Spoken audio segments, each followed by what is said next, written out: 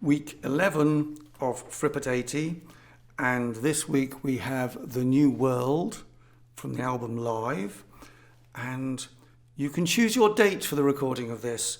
I think the Frippatronic was recorded in Bears Lair in Berkeley in July 1979. What day in July, David? 30th of July, Thank you. 1979.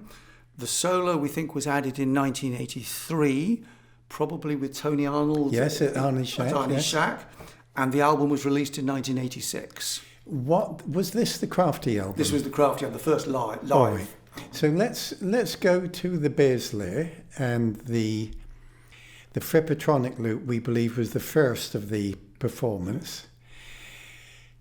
This was about five or 6 weeks into the 2-month tour, Frippatronic's tour, across North America, moving east to west and then moving north. There was a performance in Seattle not long after the Berkeley performance, where a young Bill Rieflin is photographed standing by the Frippatronicizer, if you recall. Then up to Canada and moving east again. The loop with Tony Arnold, it was recorded forwards and then backwards. So as we're hearing the loop, we're actually hearing a double loop, forwards and backwards at the same time. And the convenient aspect of this is it begins and ends at the same moment. The guitar, I remember playing this. And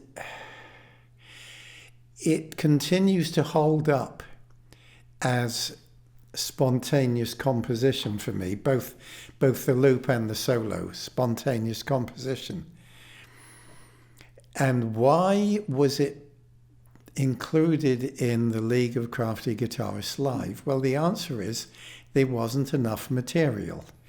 So let's go into this and remind ourselves of Eye of the Needle. And a lot of the guitar repertoire around then for Guitarcraft was not entirely satisfactory musically. However, even if it were, I went along all the multi-tracks of all the Crafty guitarists with Tony Arnold, removing the bum notes, which if you have, shall we say, a performance team of 12, there were occasions where maybe 2 or 3 were playing a note that would work.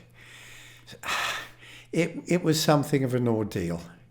But we did the best we can, as did all the Crafties, of course. And we were still some 10 minutes short of a viable album.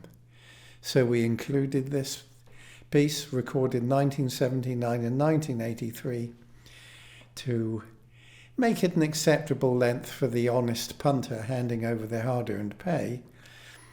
But may I say, this is a piece which continues to work for me today. It's wonderful. So this week we have The New World from the album Live.